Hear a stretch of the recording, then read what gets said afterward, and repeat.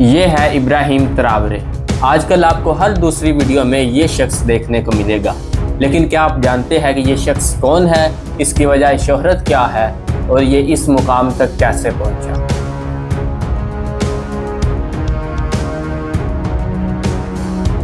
السلام علیکم، میں ہوں طیب عمر اور آج ہم جانیں گے کہ ابراہیم تراورے کون ہے اور اس کی وجہ شہرت کیا ہے۔ ابراہیم تراورے 14 مارچ 1988 کو بارکینا فاسو کے صوبے موہون کے ایک علاقے بنڈوکی میں پیدا ہوئے۔ اپنی ابتدائی تعلیم وہاں کے ایک ہائی اسکول سے حاصل کی اور پھر 2006 میں وگاڈگو یونیورسٹی میں اپنی بقیہ تعلیم مکمل کی۔ 2009 میں بارکینا فاسو کی فوج میں شمولیت اختیار کی اور کچھ عرصہ کے بعد انہیں ایئر ڈیفنس کی ٹریننگ کے لیے مراکش بھیجا گیا۔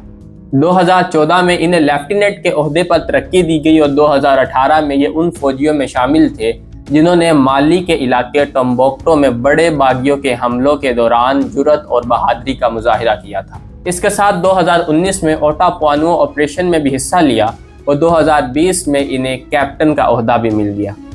اسی دوران وہ ملک کی قیادت سے مایوس ہونے لگے اور اس بات پر غور و فکر کرنے لگے کہ عام فوجی تو ساز و سامان سے بھی محروم ہے، جبکہ سیاستدان نوٹوں سے بھرے بریف کیس آپس میں بانٹ رہے ہیں، اور یہی چیز ان کی بغاوت کی وجہ بھی بنی۔ ابراہیم تراورے جنوری 2022 میں ان فوجیوں میں بھی شامل تھے جنہوں نے کرپٹ لوگوں کے خلاف بغاوت کی تھی۔ اس بغاوت کے بعد اقتدار میں آنے والے لیڈر سے لوگ مزید مایوس ہونے لگے۔ ان سب چیزوں کو دیکھتے ہوئے ابراہیم تراورے نے ستمبر 2022 کو اپنے چند ساتھیوں کے ساتھ ایک اور بغاوت شروع کر دی۔ اسی بغاوت کے نتیجے میں 6 اکتوبر 2022 کو انہیں بارکینا فاسو کا صدر بنا دیا گیا۔ ابراہیم تراورے کا صدر بننے کے بعد بھی وہی جوش و جذبہ برقرار تھا جو صدر بننے سے پہلے کا تھا۔ اپریل 2023 میں باغیوں کے حملوں میں اضافہ ہوا، جس کی وجہ سے ابراہیم تراورے نے قومی تیاری کا اعلان کیا، مطلب یہ کہ فوج کو سپورٹ فراہم کرنے کا کہا۔ صدر بننے کے بعد فرانس اور امریکہ کے سفارتخانوں کو بند کر دیا، جبکہ روس کے کئی سالوں سے بند پڑے سفارتخانوں کو دوبارہ بحال کیا گیا۔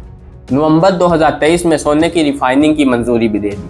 ایک چیز میں آپ کو بتاتا چلوں کہ جس طرح پاکستان میں نمک کے ذخائر وافر مقدار میں موجود ہے، بالکل اسی طرح بارکینا فاسو میں سونے کے ذخائر وافر مقدار میں موجود ہے، اور اس ملک کی اکانومی کا 85% حصہ اسی سونے پر انحصار کرتا ہے۔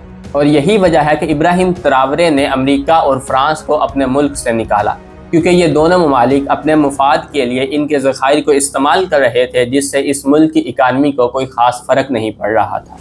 ابراہیم تراورے نے 6 دسمبر 2024 کو وزیر اعظم دی تمبیلا کو بھی برطرف کر دیا۔ 2022 سے لے کے 2025 تک جو چیزیں ان کی شہرت کی وجہ بنی، اب ان پر ایک نظر ڈال لیتے ہیں۔ صدر بننے کے بعد فرانس اور امریکہ کے سفارتخانوں کو بند کیا، اور اس کے ساتھ ابراہیم تراورے اور ان کا ملک بارکینا فاسو، جو کہ ایک مسلم اکثریتی ملک ہے، اسی لیے ابراہیم تراورے حضرت بلال حبشی کو اپنا رول ماڈل مانتے ہیں۔ وہ کہتے ہیں کہ حضرت بلال کی طرح میں درد برداشت کر لوں گا، لیکن غلامی قبول نہیں کروں گا۔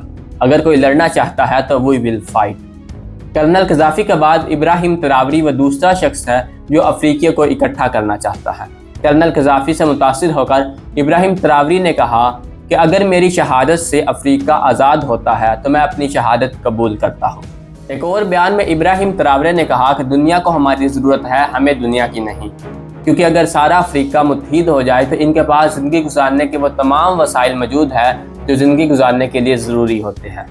آخر میں یہی کہ اب دیکھنا یہ ہے کہ کیا یہ وقتی جذباتی انقلاب یا بغاوت ہے، یا پھر سچ میں افریقہ کا مقدر بدلنے والا ہے۔